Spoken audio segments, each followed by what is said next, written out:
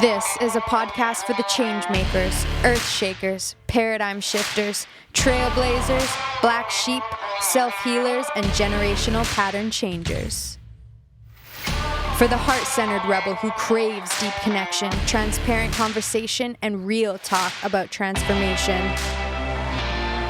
These are conversations for renegades by renegades. And this is from the heart of a renegade.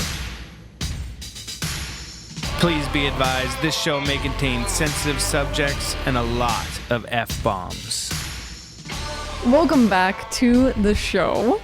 Before we dive into the actual episode, I feel like we need to do a renegade recap of all the things that are happening right now. Great idea. Except for one of the things that I'm not quite ready to share with everybody that you know that I'm completely smitten by. Totally. Which I feel like earns its own episode, so we'll talk about that in a different time. That sounds good. But we have so many exciting things on the go right now. We do. Which one do you want to start with? Well, firstly, this is our 9th episode. Fun. So that's exciting. It is. Second, August and September are very exciting times in all of our brands. Yeah, that's true. Yeah, it's a very launch heavy season. And connection focused. And connection. You're right. So we have our team is coming in person in just under 2 weeks. 2 weeks. We rented a pool house. Yeah. We're going to do some strategizing for the SIT certification, which is launching in like a month. Yeah, it's so exciting. So we're going to get to come together in a really condensed format where we're, turning off our phones, opening our calendars, jumping in the pool, listening to the good sauna, music, eating great food. Shout out to Carrie, who's going to be what do you say? Chefing? She's going to be chefing. She's going to be catering. She's going to be chefing hard. Yes. And her food is so damn good. It's so good. And she is so funny because whenever we've done healing events and she's catered for us, she just pops in her ear pods and she's like, don't worry, you guys do what you got to do. I'll just listen to some tunes. Sometimes, so we did a SIT generational training in this same house that we rented. That's right. And there was some weird things that happened. If any of you have ever done generational work in groups, then you know that... Especially with surrogacy. Yes. The information comes in as it comes in and then you play it out. And so it can... it looks so weird. She's just like, it's all good. Lunch is ready. So that's super exciting. I'm excited to be in person with our team. Not everybody is going to be able to make it, but there's going to be... There's 6 of us at least. 7. Yeah. Cool. Yeah, that's so exciting. It is really fun. Yeah. And then a couple weeks after that, we have an in-person event. At Festival Place. Yes. And we have a documentary crew who is already starting to work with us and some of our clients to film the potency of SIT and what it's doing in this world. Yeah. And that is super exciting. So we had her and her camera guy, the producer, came over last week, and then we did some location scouting. And this one's really exciting too, because they're going to be able to not only capture, our story, our clients' stories about how things have shifted for them and the power of the work, but to have them also in the room when we're doing really powerful healings. There's something really potent about bringing together 10 to 20 practitioners. In this case, we'll be bringing 20 practitioners in person. That kind of support for one singular healing can evoke all sorts of things. Oh, it's wild. So to have a professional camera crew on hand is just going to be amazing to be able to capture that. I'm really interested and excited to see what happens because... Okay, so before COVID happened, for any of you who don't know, but those of you who are ride or dies, you would have been in our courses in person.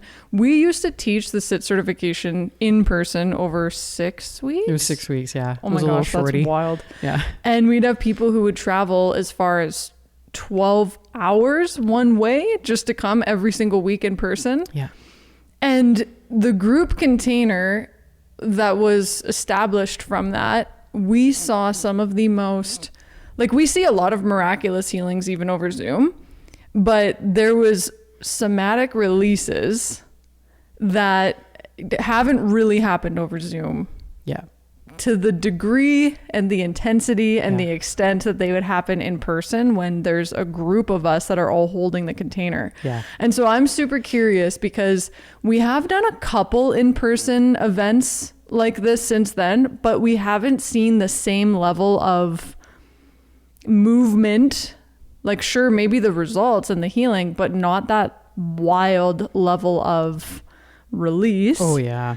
And I wonder if it's because it's like a day versus an established container, because when we were running the SIT certification in person, we were establishing this container over Zoom first. Mm-hmm. So we did have Zoom calls with them. Yeah. And then we would all come together in person and they would have another Zoom call to connect for like Q&A. Yeah. So it was very much in person and virtual. Yeah.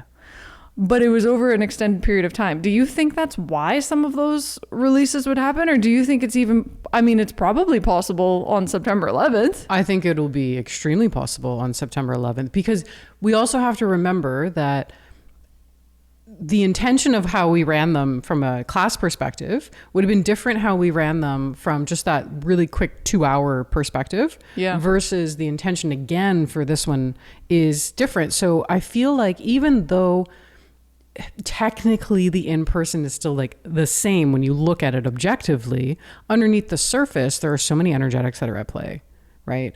And the people who are coming to that specific in-person to have, and then the camera crew is there are energetics that are colliding and, you know, coming together, and healings that we don't even know on cosmic levels and soul levels, that it's like, oh my gosh, I need to go to that day, even if I don't recognize why, but I need to be there. And I know that person's going to be there. And maybe we have some kind of contract to be able to release and let go on a completely different plane that none of us really consciously know. Mm-hmm. And so I think those are also there versus the other ones. I mean, they're all really powerful days, but there's just something different with this one. I just feel something different, and I'm not putting pressure on it. I just feel something different with it. Well, it is. It is different. It really does feel different. Mm-hmm. And we have so many people traveling in from the States. Yeah. Which just feels, that blows my mind and is such a fucking honor. It is. Like, really, are you kidding? It is pretty wild to note that a huge portion of our clientele is from the States. From the States. To begin and with. Coming to little Sherwood Park, Alberta. Isn't that cute? In the middle of September. I know. It's adorable. I love it. Stella's coming all the way from Austin, Texas. So she's like way down there. So cool. Way down there. I don't, was that? I don't know. Was that a Texan? I have no idea. Anyways. But it feels like an honor, and I can't wait to see some of these people we've never met in person. Mm-hmm. And we're going to get to see them in person and then see the energetic dynamics of humans in a room together, because that's the one thing that I do miss about the in-person version of the certification versus Zoom is synchronicity, and then also just laughter. Yep. And there's no leg time. There's no leg. There's no like unmuting. So it's just very raw and organic. Yeah. So I'm really excited for that. Yeah. I agree. Oh my gosh. There's like, and when I always like to do food examples, and there's a difference between holding a mango up on a Zoom screen and showing somebody a mango and then feeling the mango in your hand and smelling it and tasting it, you know? Truth. And so there's so much that's just different about being in person that I love. Like I love in-person healings, trainings, the stuff like that so much because of there's a difference in the feeling. Well, and I think that's really interesting too, because a lot of, like, there's duality. A lot of what we talk about is the freedom to be able to take your business online, but then there's also the potency of the in-person. Mm-hmm. And so how can you build a life and a business that both can collide? Right. And where it's very intentional. Totally. The other thing that's very exciting for that day is that we're having one of our charts, our really potent frameworks that came through during the first class 7 years ago, is the SubSoma Feedback Loop. Yeah. And we're having that chart. Literally, Mama Kay is going to the print place today and they're printing it 30 by 40 mega sized inches. Yeah. And we're going to have it up, and we are going to like draw on it in real time to break down the SubSoma Feedback Loop. Can you talk about what the SubSoma Feedback Loop for anybody who's new? Yeah, I mean, technically it's your framework, but I'd love to talk about it. This is the thing I love a lot about Ocean, is that I'm like, how did you download a whole biochemistry textbook into your mind? Like, I know you've never read one before, and yet she can just seemingly spout off all of these huge concepts. And I'm like, how did you get that? So your capacity to intuitively grab this information is also just really cool. I want to say that. But from this specific perspective, it's genius, because what you've done is you've unraveled how somebody actually develops a personality that is exposed into the world. And so when you rewind all of that, the SubSoma feedback loop is essentially a thermostat mechanism. Just like we have these in our homes for AC or for heat, it regulates the temperature and keeps us at a specific kind of standpoint, right? And when something deviates from that standpoint, either gets too warm or too cold, the mechanism to heat and keep the room at a specific temperature will kick in to naturally just support that. So we have these mechanisms inside of our system that operate without us consciously even thinking about it. So our body and our personality and our behavior will naturally react to keep us in check. We'll put it that way. But what's really interesting about the SubSoma feedback loop is if something happened to us at a specific point in time that we couldn't process fully, and that happened maybe repeatedly over an experience, all of that data, so the emotions that are in there, the things that happened perhaps to us at that time that we couldn't control. Well, we made it mean about us. Right. And then perhaps nobody helping us through that process emotionally so that we can understand how to move through that safely and be able to process it in a future stance. When all of that happens and it accumulates, it sits inside of our system. And when it sits inside of our system for an extended period of time, then we're like, that's our thermostat. And it's so cool because our thermostat is just over here and I hear it Click, click. I know when it gets too warm in the house. Yeah. I hear it just go dink. Right. And if you become aware of your own body and patterns and behavior, you can actually start to tune into that little dink. Yes. Right. And one of the ways that you can begin to notice that is, when do you have sudden behavior changes? When do you have sudden thoughts that show up in your mind? When are sudden situations always happening? Headaches too. It could be Totally. body pain, body symptoms as well. Yeah. Absolutely. And so our body begins to take certain experiences and we make meaning out of that. So then those become our core belief systems or our core identity. I am somebody that cannot have safe love. I can only have relationships that are yelling at me or abusive or whatever that is. If that is how your life begins to look, or I can only exist in pain, or I can only receive love when I'm in pain. So when we start to develop these core identities, then our behavior moves around us. So when something goes outside of that core belief, then we need to click that trigger and something needs to shift right away. So for example, if you grew up in a home where love wasn't safe, but to you, that's the only way that you could receive love. So maybe that's always being yelled at, always talked down to, always told that you can't do it. Then you become the core identity of, I can't do this. No matter how hard I try, it's never going to be supported. And I can only receive love that's yelling at me. That's my construct and my core identity belief system, because that's what I grew up in. I didn't know anything different. That's building the thermostat. That's setting the 20 degrees. So when you have somebody walk into your life that wants to love you indefinitely, there's no conditions on loving you, and you actually can do great things in this world. Your internal thermostat, if it's been set with that previous core identity, is going to reject this person. You'll either just start acting really weird, or you'll maybe get a bunch of body pains, anything to potentially get away from this person because they don't fit inside of your thermostat that's been set about what it means to receive love. Well, this sounds oddly familiar. I know, right? And so it's pretty deep. And so when you don't have awareness of why that's happening, then it's going to be a really common experience to be like, oh my gosh, why can't I choose the nice guy? Oh my gosh, why can't I choose the nice lady? Because you have an undercurrent that's already been set a long time ago based on previous experiences and events that was probably outside of your control, that was probably not safely consolidated. And so now you have emotions that can probably erupt all of a sudden. Now you can have that physical pain that erupts all of a sudden. Or maybe you just completely withdraw. When something gets too, you're like, I don't know how to handle this, and you'll begin to withdraw from that situation. So that's the SubSoma feedback loop that's at play. So to be able to display that on a giant poster is like a dream come true. Inside the SIT certification, we send multiple frameworks in the mail. So we send like the manual and our frameworks and charts and tools and everything you need to facilitate SIT sessions. Yeah. And so we're having that chart blown up big. Big. And then we'll be, writing it out, because you can map out the body or behavior symptom that somebody's having, and you can literally trace it back all the way to boom. What was that moment in time? Yeah. And what's really cool, I did run this in the Trust the Channel on one of the calls to show them, your behavior isn't just random. It came from somewhere. You repeat something enough times, then it becomes muscle memory, right?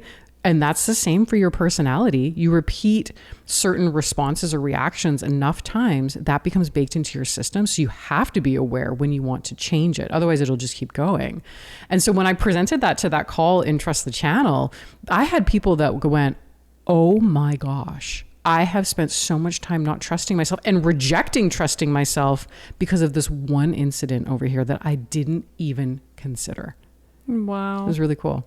It makes me think of when you and I first met, and I was invited. So it would have been 2 months after we met. Okay. And I was invited for Christmas for games. So I went to my own Christmas dinner, and then I was coming to your house, your family's home. And I remember driving through the back roads to get there, and you guys live on an acreage. Yeah. And I pulled over by the mailboxes. And I literally was like shaking and crying, and I phoned my friend, and he had to talk me through it of like, you deserve this. You belong there. You are worthy, because I was having all sorts of that somatic data was coming up. The houses that I drove by, the sizes of the houses, the wealth that is in that neighborhood. Right. That went against the temperature that I had set on my thermostat. But then what's really interesting, so I made it in there, and I don't really remember a lot of it. I remember feeling really uncomfortable, but overcoming myself and being there and whatever. And I would say that I was a lot more withdrawn back then. Yeah. But then, so we talk about, okay, so there's the behavioral component and like the personality component, but then also the physical component that comes afterwards. And so what would end up happening before going to family events later on? Maybe I would get headaches or just not feel well, or like my body would come up with all of these reasons not to go. Yeah. Because even though I overcame it that one night and I worked through it, it was still in the background. And we would call those armor segments. So this is armor that we put on to try and stop us, because what our body is signaling, you okay if I explain this? What your body is signaling so fast and so expertly is, this is foreign. You put me in it once and we withstood it. That was okay. But you're now putting me, or about to put me in this situation again. I'm going to begin to armor up and either... Because I don't feel safe. Yeah. It's whatever a it safety is. thing. Yeah. Yeah. Oh my gosh, just remembering those times. That was so long ago. It was so long ago. I know. And it was really, if I just speak to the behavior, because I have, all of my own behaviors that were rattled up as a result of you exposing me to your life and how you lived, et cetera, right? Well, and my mom saying, I love you, and you being like, oh, I don't know how to hear that from parents. I know. I think I literally ran down a hallway once after she said that to me. It took that one took me about 6 years. And now I just like flood her with, I love you. But and that's so beautiful. Yeah. And that's the thing about being willing to expose yourself to a different environment to grow into the new personality and being that you want to be. Because you can't do that if you stay within your existing environment. It won't allow for it. Well, and just like a thermostat in your home is set. So like, okay, for example, I can see it right now. 2 seconds ago when I looked at it, it was at 30 degrees. Okay. Which is freaking warm. I love that. But the sun was shining on it. Just in this last couple minutes of us talking, the thermostat has changed. It now says it's at 28 degrees right now. And that is a beautiful representation of, we too can change the temperature on the thermostat. Yes. And we do that by putting ourselves in those circumstances, doing the healing work, questioning our own beliefs and our thoughts. Well, if it's you really think powerful, it is, and it's when we distill it down from a cellular level, we haven't even finished our updates yet, but when we distill this all down to a cellular level, if every single one of your cells is programmed to, this is my thermostat, you have millions of cells in your body, and even though you can change degrees almost instantaneously, right? Whether you have sun on a spot or whether you go back into the shade. And so your cellular data can change so fast. But for some, you have to allow things to go a little bit slower so that it can feel safe and not traumatic in the other direction. Oh, yeah. Right? Yeah. Because Too things much, can change too soon, too fast. Totally. Because if you're in an environment and whatever that belief system that surrounds it and keeps it in place, if you change that in an instant, you also have to be prepared that now your entire environment is going to change to support your new belief system. And so some people, will revert back because it's like, that's too much too soon. Yeah. Versus other people are like, this is great. Well, this is why historically, I don't know what the numbers are. We should look it up. But people who win the lottery, for example, right. it is they did not become the person who could hold the money. Right. And so they end up finding all the ways to get rid of it. And then they end up, a lot of them, they actually end up in debt afterwards. They end up in a deficit because it was too much, too soon, too fast. Yeah, because if you're the person who has the belief system that that would be greedy, or I'm not the kind of person that can have that kind of money, we don't do that as a family, then you will push it out so fast so that you can revert back to the core identity that existed to you previously. Damn. I know. Wow. That's wild. That's coming up, and I'm so excited to draw that out because allowing it to be happening live and watching it live is so transformational. And for anybody who is in that room in that semicircle there, going through that and watching us put it on that big rolling poster board. And then somebody will have multiple people being demos in the middle of the room. To get to experience the healing. Oh my gosh, this is so exciting. I know. And then you're going to be doing a live group healing that's open to the general public that evening. Yeah. And so if you are local or you want to fly in or drive in and experience... Is it Sit with Spirit or Trust the Channel? What are you even doing? Do you even know? I don't even know. I feel really compelled to do... I feel like Trust the Channel is a deviation of Sit with Spirit. It's the same concept. True. Trust the Channel, I was just teaching more from a very specific lens of self-trust. When I think Sit with Spirit would just be a really beautiful connection spiritually that's different than maybe what you would experience in a structure that may be more organized into, you know what I mean? And so I just really love doing those, and I've never done one in person. I know, it's so exciting. I think it would be really fun to do. I can't wait to see you in your element because I've seen you just rocking it on Zoom, and you've led thousands of people now over Zoom. And so to have people in person in the room again is going to be really fun. And so, if you're listening to this and you want to join that September 11th in the evening, head to sitwithit.co/spirit if you hear this before September 11th. And then the day after, we're going to be with our community, dancing. Our alumni only. So you have to be a SIT student, a SIT practitioner, or a SIT grad, one of our alumni, in order to come to an in-person thing. We're taking over one of our favorite coffee shops in Sherwood Park. So that's our updates. I feel like that was a whole episode. One more. What is it? The other one is, I'm going to drop it because we're talking about... Oh, let's fucking go. Let's go. Well, then there's two more. Okay, let's talk about it. Okay. So we've got UpROAR. UpROAR is launching September 22nd. Yeah. And it is by application only because we have a very big promise and a small group that we are going to be walking through. We are going to help you go rogue in your industry and help you build the one-to-many offer that will help you generate an additional $100,000 within a year of you launching. Bold. That's our guarantee. That is our promise. Yeah. And so we want to make sure that we absolutely know with certainty that you are someone that we can work with and essentially plug into our Roar to Revenue launch system and take you from either one-to-one sessions or the four walls of a treatment room, or if, like me, I was a heavy equipment operator who briefly became a massage therapist, but in both circumstances, I knew I was meant for more. Yeah. And it was time to go rogue. And so if that's you, then you can head to roarfunnels.com/uproar, and we kick off on September 22nd. Yes. Which is super exciting. And then the SIT certification cohort, 6-month immersion, is kicking off on October 5th. Yeah.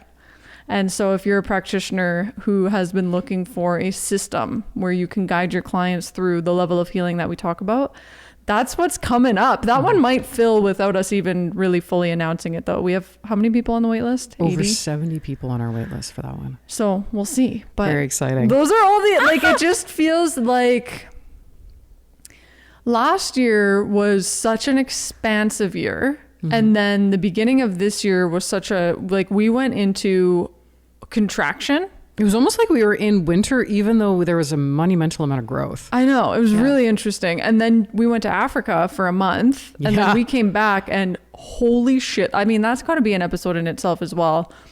So much, air quote, fell apart. Yeah. A lot of things that were very out of alignment fell away very quickly, very abruptly, very intensely, very loudly. That was a tough month after Africa. Yeah.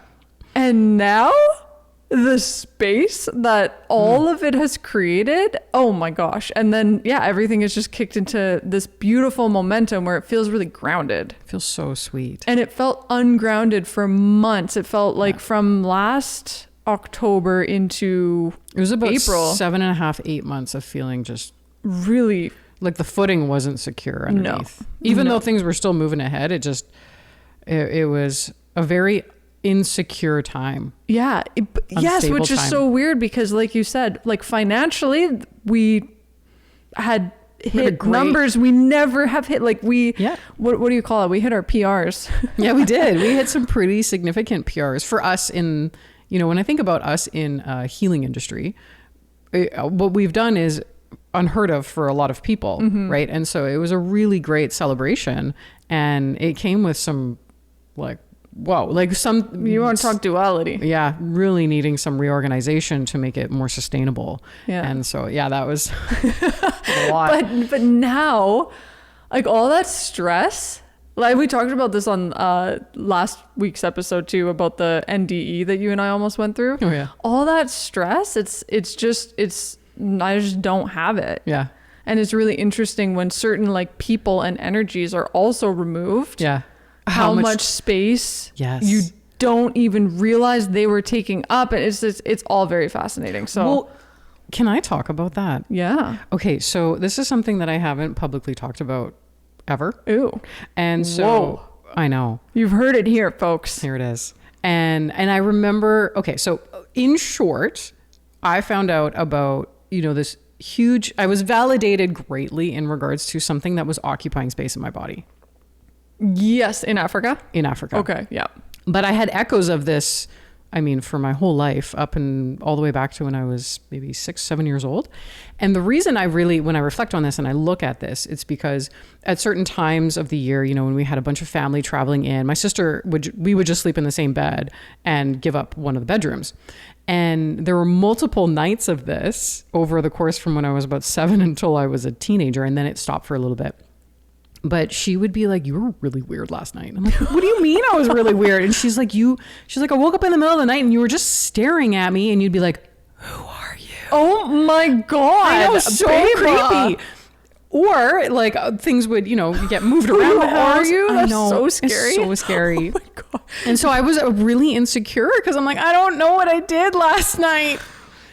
And I remember a memory that was very particular that happened more than once, where I would wake up. I had slept walked through the house, and I'd wake up in the laundry room where we had a huge deep freeze, and my mom would stockpile cookies, and I would wake up and I'd be eating the cookies, and then I'd wake up and be like, why am I in here eating these cookies? Like, thank goodness I didn't open the door and walk away somewhere. Right. Yeah.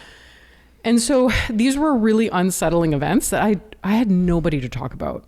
Especially when I love my family, but hearing from an older sister, like, you were really scary and weird. And I'm like, I don't know why. And so I go through all this time. Which, by the way, is insane, because if you were to take that to like a medical doctor or whatever, like, you could have been prescribed some. I'm sure I would have been on, I don't know, antidepressants, antipsychotics, multiple personality, like, who knows, right? And so all this time passes once I hit my teens and I'm in puberty and, I'm off partying, doing whatever. And a lot of that got quiet. And then I meet you. Yeah. Yeah. You were very weird in the middle of the night. Like there was 2 times that were there are 3 that are like burned in my memory. Oh my gosh, please tell me. The first one is it's the middle of the night and we're full on sleeping and all of a sudden I hear like grinding metal, like and I'm like, and it's pitch black and I'm like, what are you doing? And you're like, I'm turning the light down. And I got scared in that moment. I turned the light on and there you are sitting in the bed, unscrewing the light bulb, which was off, by the way, but you somehow found it and you were undoing the light bulb as if that's turning the light down, which is like, I don't remember that, but yeah. Oh my gosh. And then this other time we were at a training for generational healing, learning how to facilitate generational healings. And all of a sudden I just hear like 2 pieces of wood smashing together. Again, it's dark, it's in the middle of the night. And I was like, what are you doing? And you're like, I'm opening the window. And above the bed were 2 picture frames and you were slamming you slammed one of them into the other one thinking you were opening a window. Yeah. So yeah, things like that were just super. The other one was my personal favorite. That's the one when you literally did a backflip out of the bed. You were screaming. So you were basically scared. like, "Get away from me!" I literally fucking like backflipped out of the bed to get away. You did. Oh my gosh. I don't remember why, but yes, that stuff would happen. I did not love that. No. And I think, being asleep, I was the most susceptible and vulnerable for whatever it was to wake up. And I know that sounds super creepy. Yeah. And it is. And then there were the moments where it's so viscerally real, where it felt like I was being overtaken. And I remember in the middle of the night having dreams of being picked up. It felt so real being in the dream, and then something would come and literally pick me up off the ground and throw me through the air. And the only way I could stop it, and as I'm having my like Harry Potter like lifting into the air kind of a dream, I'm going, like out loud in bed, y'all, in the pitch black. It was so scary. Mm-hmm. And there were multiple of this. And I remember the last time that dream happened. And I remember getting picked up into people probably call that a night terror. But to me, I'm like, oh no, there are things happening that is very difficult to explain. So I remember being picked up in that dream. I had walked into this house and I was contracted to come to this is my dream, contracted to come to this house to assess the energy. And someone was like, something's off there. So when I woke up, I was like, I was lured to the house and, misguided. And I came to the house under my own, positive, open-minded intention. And then as soon as I took like 5 steps inside of the room in this dream, in this house, I was grabbed and I knew, I was like, I'm about to be taken into the air where I have zero control and I have no power. And I remember that being the last dream. And I remember being pulled into the air being like, fucking-lutely not. Like, it's like all of that fear that I had previously finally went into like this disdain and then anger of like, no. So you needed the anger. Yes, because I needed to move beyond the fear. In fear, you don't have very much power. Mm-hmm. But when you are grounded, being like, no, it was almost like I finally learned the boundary that I required to be like, I'm not open to this anymore. Okay, how fucking relevant is this to what happened this year? Right. Like, can the snaps on that? Mm-hmm. So this is what I'm getting at is, so here I am, who knows where I picked this? So essentially what I'm getting at is it felt like I picked up a soul somewhere, some kind of entity that just remained inside of me and I just made room for it. Which you had gone to different practitioners and mediums and you had tried to resolve this and nothing was getting to it. Right. And shout out to Martha Beck. And so I remember speaking to a practitioner because it was getting really loud and it felt like panic. And it was almost like, I don't know, being claustrophobic, but it was inside of me and I couldn't figure it out. And so this whole, like when you talk about the theme of this, it's like, how long did I let people take advantage of me? Legit. Because inside of me, my thermostat was something got in that I just wasn't aware of. I was a kid when this first came in. We traveled a lot. So you pick up energies all sorts of places. And the way that you kind of know when there's an energy that you don't really want to have near you is when you go into a house and you're like, something feels really weird in here. Like, it's just because there's energy stuck inside of there. And so it can find hosts because it doesn't know where to go. There's a natural progression. We come as a soul in a body, and then when we die, the soul returns to its maker, right? Some of them get lost along the way, and then they're roaming. And so they're looking for somewhere to be because that's the only place they know where to go, right? So they're looking for a home. So something found a home in me, and it created a lot of disruption for me and a lot of confusion. And it was really hard to manage. And I remember near the end of this experience, so this is now like 30 years. I'm getting near the end of this experience. I've talked to multiple practitioners being like, they're like, you're a medium. I'm like, okay, I understand I'm highly intuitive, but this feels different. Yeah. This is evoking panic, not curiosity. And I understand my gifts that I can be curious and I can titrate that experience. This felt like something's taking me over and I don't feel safe, but it's inside of me and nobody can see it. And so I remember talking to somebody about it, and that was that last piece where I was like, nobody can help me. So I moved into a place of like hopelessness, and I'll have to figure this out by myself. Even though I do work that can extract it from other people, but sometimes we need that external person to help us. Yes. Can't always do it alone.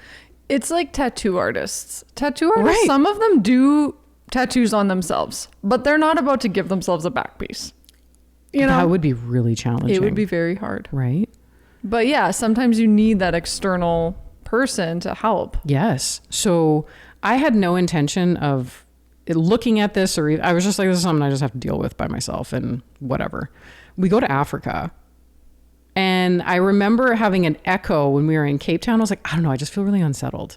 But I couldn't really put my finger on it. I thought maybe it had to do with crime or my preconceived notions about crime in the area, whatever it was. I mean, we're fed so many stories about Africa living here, growing up. So I didn't really know what I was moving through at that time, and I just paid attention to it. When we got to the game reserve, which was hosted by Martha Beck and her team, and the way that was set up was that every participant received coaching at the meals. And so we would have meals together. There'd be the coaching that would happen. And then we'd go on game drives, and we had some time to just process on our own. And I was just having the best time. I didn't have to support anybody. I got food. I got to nap. I got to sleep in a really cool place and see really cool things. I was lit because I was fully supported in a retreat that I hadn't experienced before. You said it feels so good not to be needed. Yeah. Yeah. Right. And on day 2, we went on a drive, and that was where it was just so intense. And you had the wet bush smack you in the face. And we can talk about that another time too. But what was really pivotal about that is we were in active pursuit of a leopard, which is an animal that can be very elusive. It only shows itself when it's supposed to be seen by you. And so we were in active pursuit of this leopard. And I remember thinking to myself, like, what's the big deal? Like, why aren't we in active pursuit in the same way of a herd of elephants? Like, why the leopard? And so I was almost just kind of like, even though I really wanted to see it, of course. And I remember when we saw it and we came around the corner and we saw it for the first time, and I went, wow, that's a beautiful animal. Gosh. And I remember when it climbed up into the tree, and then it was just looking at us. And so I got to see, it's not like I was face to face looking at the eyes of a leopard, but at the same time I was, and there was a reverberation of an echo that kind of felt like boop, boop, kind of like a heartbeat that went through my system. And I was never the same after that, because it felt like whatever had been inside of me for 30 years was like, oh, you've been seen now. So when it was the following day, well, within the next 24 hours, I was in so much panic. I couldn't control it, which is a very rare experience for me. And it would only show up when this thing would rear its head. And so I remember speaking to one of the facilitators. I'm like, I know this is going to sound crazy, but this is what's happening. And I haven't had anybody help me yet. And she noted it, and she said, if it comes up again, please let me know if you're in distress of whatever, any kind. And it moves into the next day, and I find some peace, and I'm like, okay, I think we're okay. But I was really scared. Like, this thing is going to get so loud, it's going to take me over, and I'm going to move to the back of my body, and I'm just going to kind of disappear. And we went on another drive, and it all just came to the surface. And we were just about to, I think it was breakfast or lunch. I can't quite remember what we were about to have. And Martha Beck looked right at me, and she said, are you okay? And I said, no, I'm not. And she said, okay, let's all sit down. Everybody has their food. And she said, tell me what's happening. And so I explained it to her. And for the first time, she said, this is not a part. This is not your past. This is an unburdened soul that has attached itself to you. We don't talk about it a lot in coaching and life coaching and therapy and what's that called? Internal family systems work, because it can sound really crazy. But what you're experiencing is not abnormal, and it can happen. And there's something inside of you that needs to be pulled out. And this was the first time. Like I was saying all year in our business, like, God, I just want to be like supported. So I don't have to make decisions. Like I don't have to answer everybody's questions. Like everything is more in a support of how can we take as much noise away from Ocean and V? And that's what, I had been craving, and I was starting to get so tired. Right. And so here I am face to face looking in this woman's eyes, who was like a world-renowned life coach. And Oprah Winfrey's life coach, she was, right? Yeah. And I'm sitting right next to her too, to boot. And she's just so cute. She's just the cutest. I know. She's just like tall and adorable and lanky like me. And I just freaking loved it. Yeah, she's very quirky. She is. And she's queer, which I also just love, because that's also a nice representation. Yeah. Yeah. And so anyways, we were having this conversation, and she said, this is what's happening. And I said, I need to get it out. And she said, well, one of the other people was like, you have to ask it to leave. I'm like, honey, I have tried to do that for years. Yeah. This one is like, there's something here that I can't explain and I can't do by myself. Like I need people. And this is what I'm talking about. We go all the way back full circle into the 20 people that are about to come in the room together. It was like there was a full contract for me to be there at that exact time, for me to have that experience where that leopard went boom, boom. I see that now, and I see you.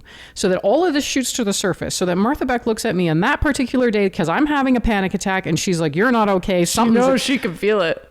Right? And so everything was such a synchronicity, and to be told, you're not crazy. Mm-hmm. I know exactly what's happening here. It was nuts. So I went and sat in her chair.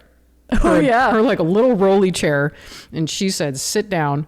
And then 4 of them lifted me up with their index fingers out of the actually, chair. They didn't at first. That was really cool to watch. So they tried to lift you up. They did this thing where they put their fingers under V's armpits and then like knee pits, and went to go and lift you. And they couldn't lift you. And then they did she said to me, think about what it feels like to be inside of your treatment room. And then what did they do? Because I only vaguely remember what happened from there forward.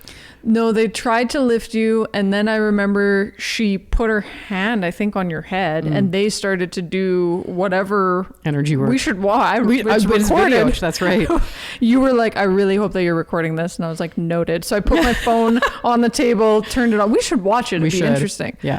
They were doing a whole bunch of whatever they were doing. You pointed to Boyd Vardy and you said, I need you to come over here. I needed his mail. He came, which is really beautiful that you just kind of orchestrated what you needed and you just commanded it. Yeah. They did everything they did. And it was about an 8-minute process, actually, of this pulling it out of you. And then they had you think of love. Yeah, which I think they wanted you to flood your system with love. Yeah. What did you think of, Riley? No, she said go to your treatment room. Go to your treatment room. Yeah, because that's where I feel the most in communion with spirit. Like I just go into such a space there. And then they lifted you. That's right. They took their first finger and their middle finger and they put it, I thought they were all under my legs, but maybe they were under my arms, and they lifted me with their finger. With their finger, just boop, and you just went whoop, like just right up. Like 2 feet in the air. Yes. Off the chair. And what was fascinating about this was the experience I was having internally, which felt like I was in a washing machine, because they were doing so much and she was asking me so many questions, and she was helping unwind my system that had braced so much for this thing energetically to be clinging to me. And it was nuts, because you know what it was? What? It was this... when I looked and I saw the soul, because I saw it leaving, and I needed also the 10 people in the group to also follow my lead. I'm like, this is what I need you to do. Oh yeah. And it was cool. To close the energy container. And when they were able to all do this in unison, then I caught a glimpse of the soul. It wasn't anything that was devious, mischievous, trying to hurt me. Malicious. It was like a 6-7-year-old African boy just wanting to get home. Which is wild. So wild. You were I just got goosebumps. Mm-hmm. And You're in Africa, but he's been with you for over 30 years. How? I know. Where did he come from? Well, when I think about it, I think about all the different places that I've traveled. And then I think about all the different ways that people were stolen and sold all over the world. Right? True. And so when I was young, I was really fortunate to travel to places like France, to Poland, to Germany, to Hawaii. Like we traveled. And so there's so many places that souls can be displaced, right? And have that experience. And I remember having my eyes closed and just having such an internal process of being like, oh my God, you're just a little boy. Like you didn't mean to do any of this. You didn't mean to hurt me. He was just banging around with crayons and just trying to get out. Yeah. Trying to communicate, which was just a really scary process for me because I didn't know what was going on. And so it was and has been one of the wildest experiences to overturn my narrative of, oh no, I can be validated, I can be seen, and I can be fully supported. Fully. And so it's interesting to come back and have this deep awareness of, if I was willing to let that exist inside of me, what kind of stuff have I been willing to happen inside of my business, in my relationships, which was bonkers because when we got home, so much fell dismantled. away. Like it was so painful, tragic almost. Yeah. Like it was intense. But that month was really difficult to get through. But the lightness on the other side is so worth pure freedom. Yes. Yeah. And that's incredible. What the hell? And I so know. I think it's just honestly incredible. Yeah. I mean, when I because it's so interesting because I can only talk about that particular thing because I'm in the experience, and it felt like I could finally take up my whole body. I could expand into myself and then have full access to my gifts and have all the information of, oh my gosh, now I know when somebody else, because I remember one lady from our group, she was like, oh my God, she couldn't stop crying. She's like, I understand something that I never could understand about myself. And so it's having those experiences, the way I could expand into myself and things I will not tolerate. It was almost like when you look at the SubSoma Feedback Loop, my removal of that and understanding of that forever changed my baseline, which is now part of my core identity. And now things can't interact with me. I just won't tolerate it. Whereas these other aspects of me, I'm like, oh, I wonder what that's going to be like. I wonder how that can be supported. I wonder. And so it's been for me, it's been a really fascinating shift about changing that really deep thermostat. Wow. Inside of myself. That is so exciting. It is. And then the people, the spaces, the energies that cannot fit within the way that your thermostat is now set. Right. It's like, boom, it's done, it's gone, it cannot exist. And that's kind of it can be shocking and just to look at, because if it can't exist, and you can't even go back and try and make it fit in your new operating system or your new thermostat. And so that's also just been really interesting to witness how quickly it can change. Just like our room went from 30 degrees to 28 degrees. Yeah. It can change. 26 now. Right. It can change so fast to support the new ideology that's inside of us. Wow. Yeah. Super cool. I'm so happy for you. Honestly, it feels, I'm not sure what contracts I had in previous lives. I'm not sure what, and it doesn't matter. What matters is that I have a sudden realization of what I was willing to put up with.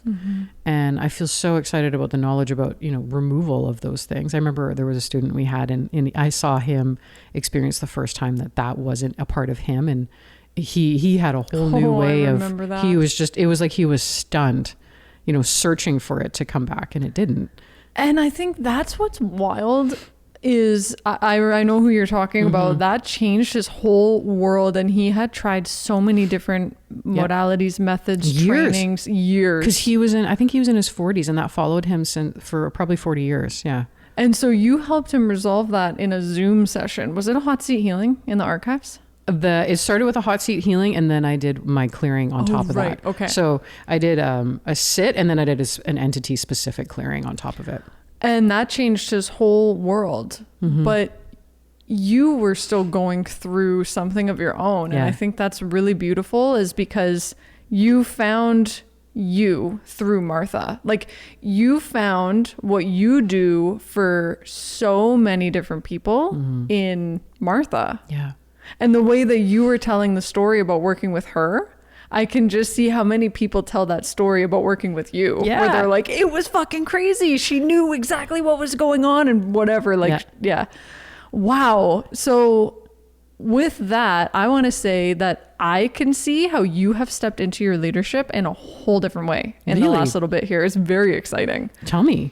Well, a lot of it is with the SIT certification, and you just stepped in. You're like, this is how I want it done. This is what I want it to be like. And it's not that you're not open to feedback, but I think you just gave so much liberty before, like just letting. Yeah. Well, and I mean, this probably comes back to Martha Beck too. You teach me so much about her, and then I don't have to read her books because you've read them first, and then you like download the information to me. But you had mentioned a lot of even her really weird symptoms all went away when she just stopped doing what she didn't want to do. Yeah. And I've just applied that method. And any time it steps into or encroaches into, I don't want to do that. Yeah.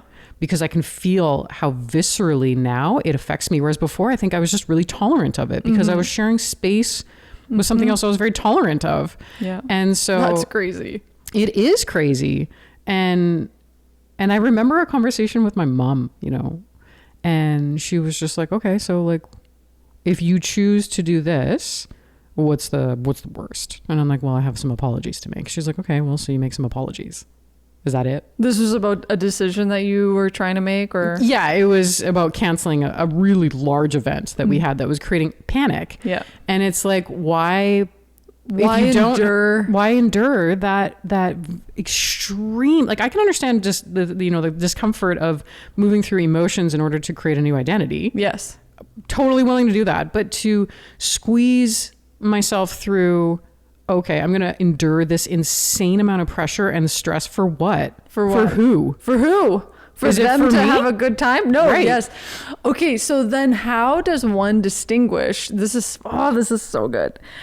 How do you distinguish the difference between reprogramming the SubSoma feedback loop by overcoming pressure, fear, whatever this experience is bringing up, versus the awareness of this pressure and fear is actually harmful, or in fact maybe violent. This is not creating the future I desire. This is not helping reprogram my SubSoma feedback loop.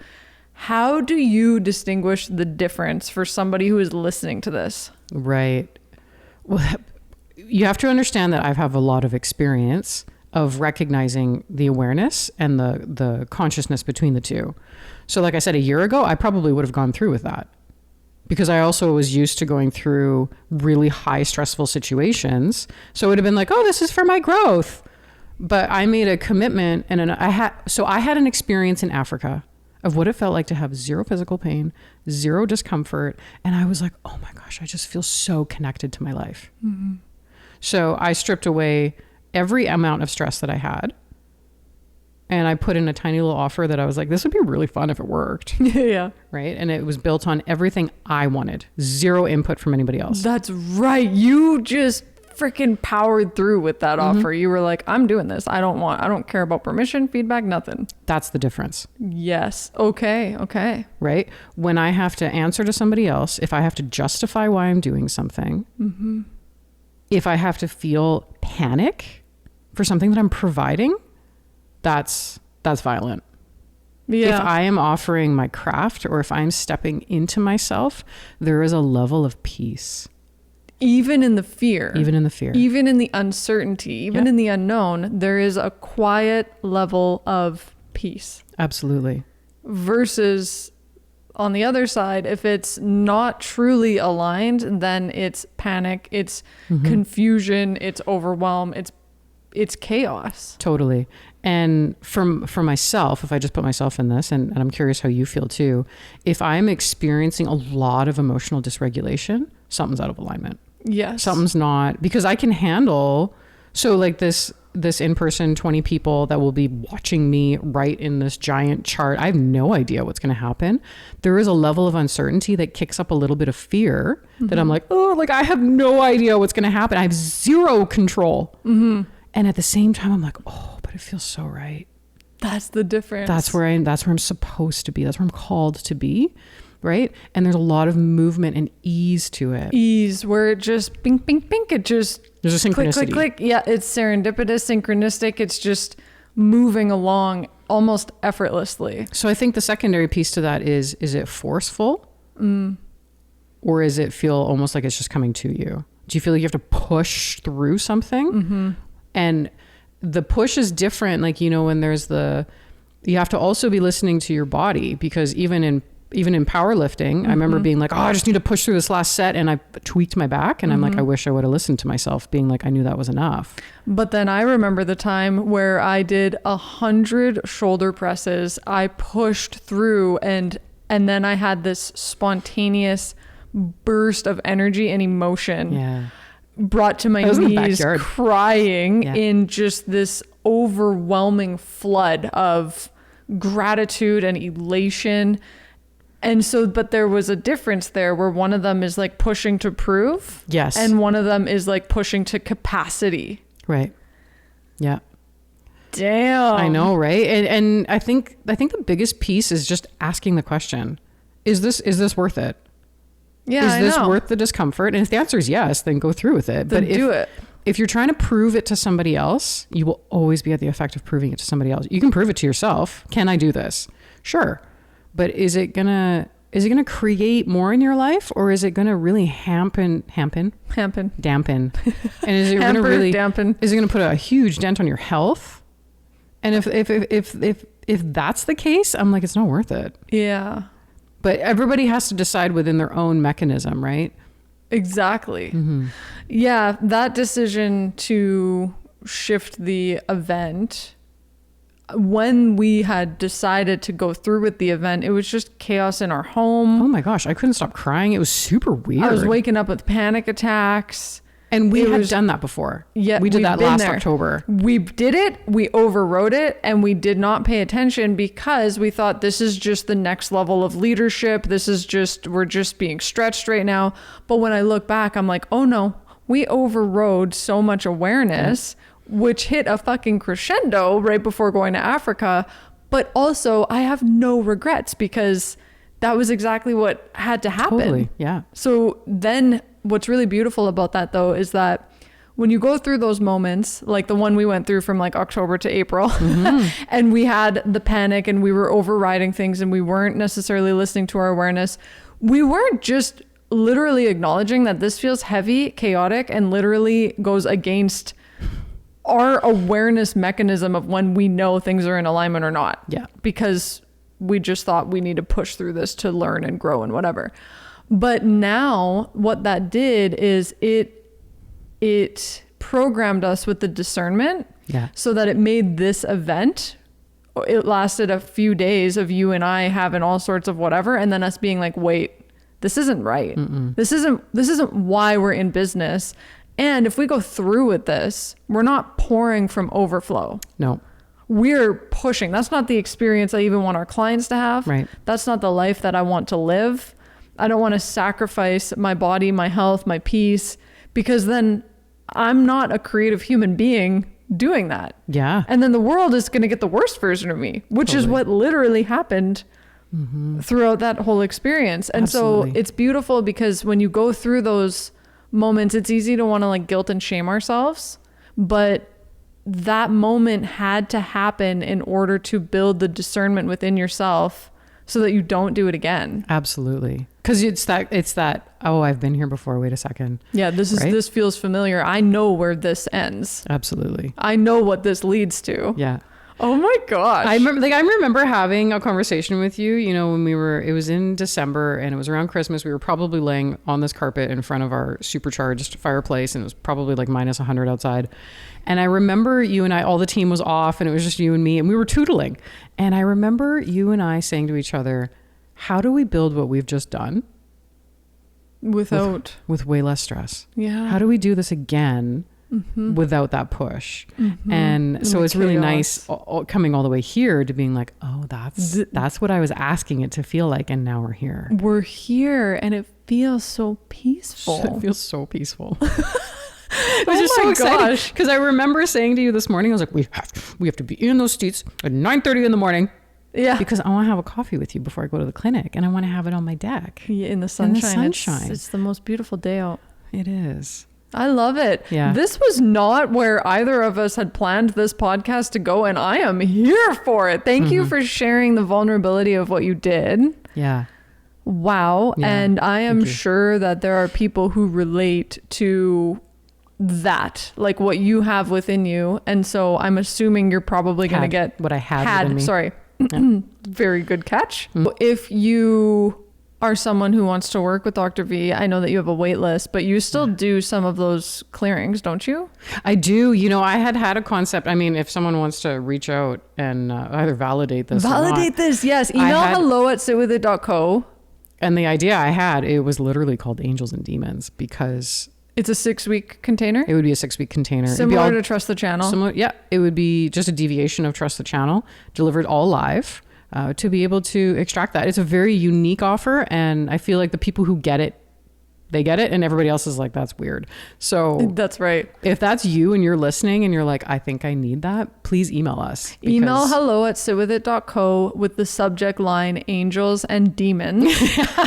And then we'll see what the vibe check is. Yeah, to go ahead or not. To go ahead with it or not. I feel like you should either way, because you had the awareness to do it. Mm-hmm. I mean, I've seen that a lot in kids. There was a period of time where I worked a lot with parents because their kids were just like super yeah. And that was what I was always finding, which just made so much sense because they're so vulnerable, right? It's more challenging for them to filter that out. But anyways. And then if you have had an experience like this and you have felt weird or alone within it, you're not alone. You're not alone, and you can include that in the email as well. Yeah. Either V, myself, or Mama Kay will read it and respond for sure. Mm-hmm. And thank you all for tuning into this random episode. I'm super curious to see what Samantha names it.